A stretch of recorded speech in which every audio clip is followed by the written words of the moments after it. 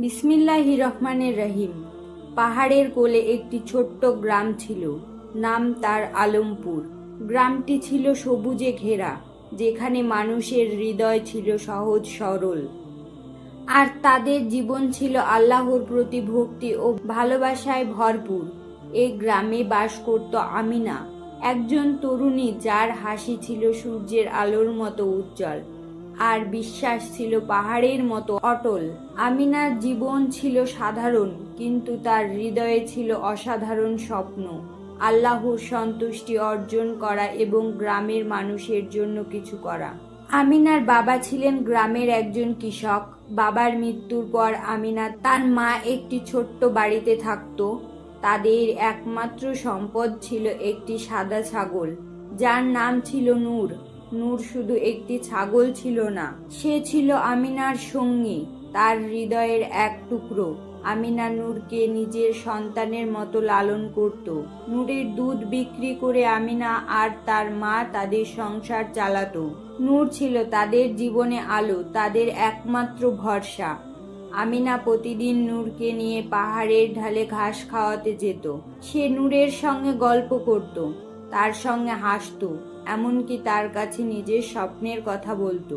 নূর যেন আমিনার কথা বুঝতো, তার চোখে ছিল এক অদ্ভুত শান্তি। আমিনার মনে হতো নূর তার জীবনের একটি আশীর্বাদ, যাকে সে কখনো হারাতে চায় না। এক বছর ঈদুল আজহার সময় এলো। গ্রামের মানুষ কোরবানির জন্য প্রস্তুতি নিচ্ছিল, কিন্তু সে বছর গ্রামে একটি দুর্যোগ দেখা দিল।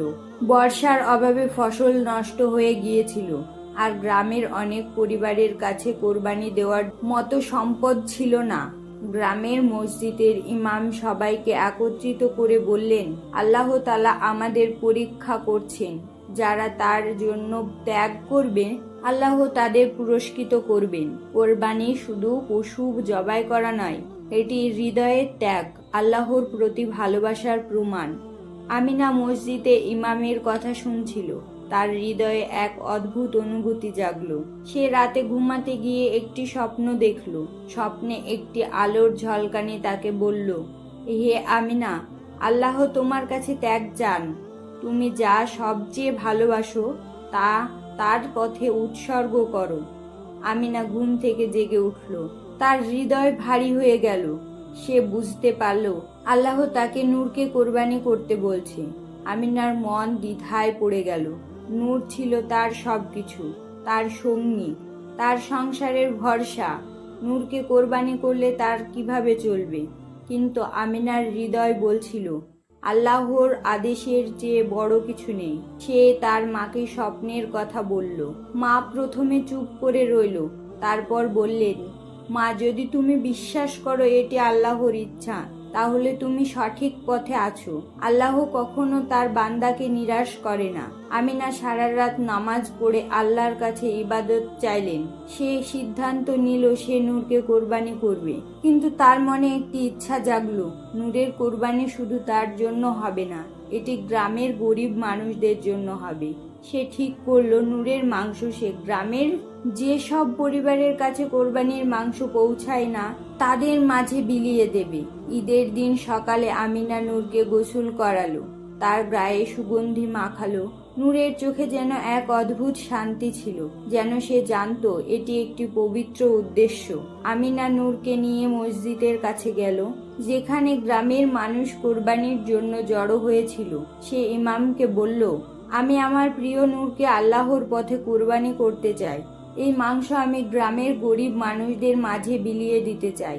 ইমাম আমিনার কথা শুনে অবাক হলেন।